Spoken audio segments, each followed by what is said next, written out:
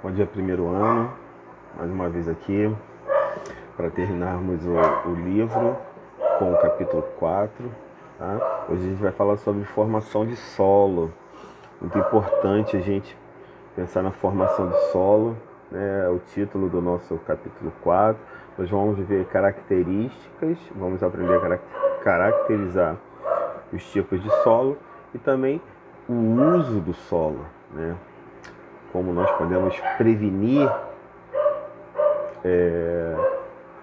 o solo sadio, porque senão existem os tipos de erosão, tipos de degradação do solo, né?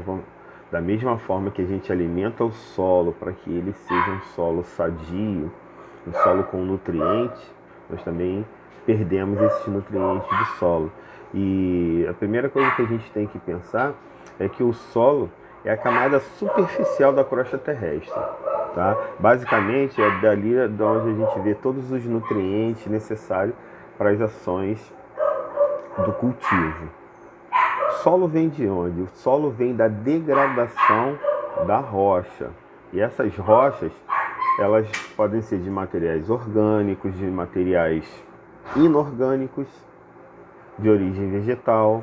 Então, o processo chamado pedogênese é o processo de formação do solo. Tá? E quando a gente começa a perder os nutrientes do solo, a gente vai chamar isso da degradação do solo. Então aqui no Brasil hoje são encontrados 4 tipos de solos. E esses solos são o solo de terra roxa, solo de massapé, salmourão e aluviais.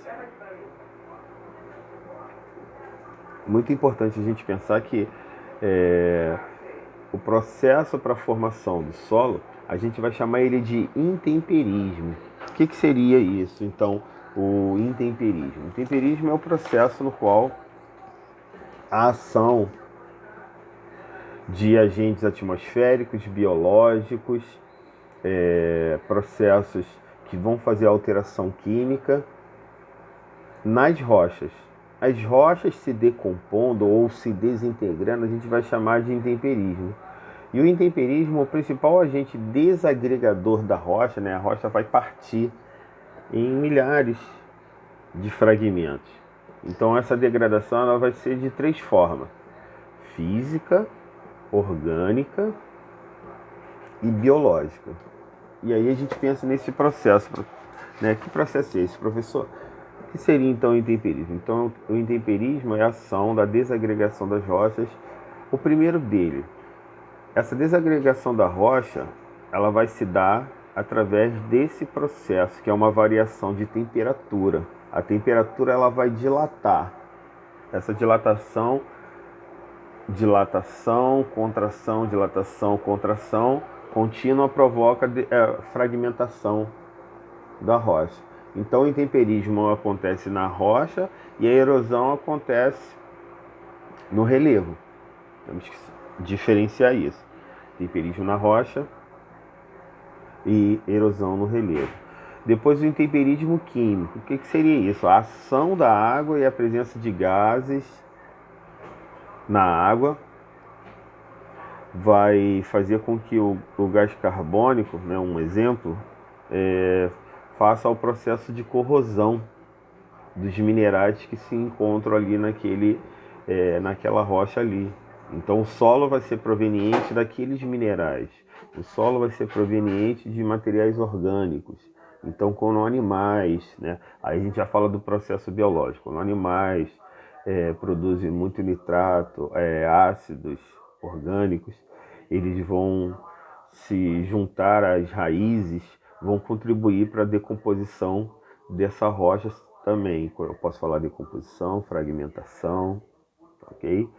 Então a característica do solo, ela vai se dar através de processo orgânico, que a gente vai pensar na fertilidade, a gente vai pensar no horizonte, onde eu encontro rochas que ainda não sofreram esse processo, e para cima o solo propriamente dito, né? Então essa formação por um agregado de minerais ou de matéria orgânicas, a fertilidade vai corresponder à primeira parte do solo, que a gente vai chamar de humus ou horizonte O, tá? E aí a gente pode pensar também que existe tipos de erosão.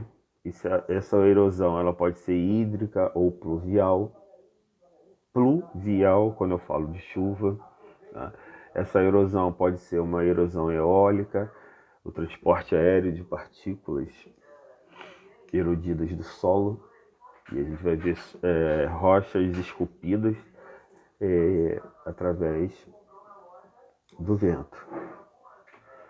O processo de desagregação e acidificação do solo, a gente vai ver também processo de lixiviação, laterização, contaminação por metais pesados, essa é a desagregação e a retirada de nutrientes do solo.